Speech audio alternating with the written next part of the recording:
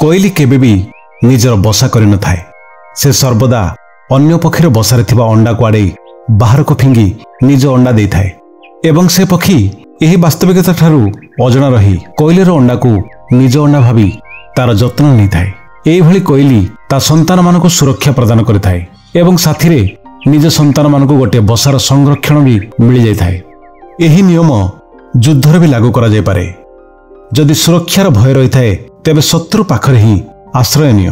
शत्रुर प्रहाररू वंचित रहिबा सह अन्य शत्रुंको आक्रमणरू भी सुरक्षित रहिबो। परवर्ती समय रे उचित समय देखि घातक साजी शत्रु को परास्त कर। मन रख बेले बेले लुचिछुपी करथिबा प्रहार सीधासळख करथिबा प्रहारठु भी अधिक लाभदायक एवं प्रभावशाली सिद्ध होइताए। नीति मोर नियति आपणकर।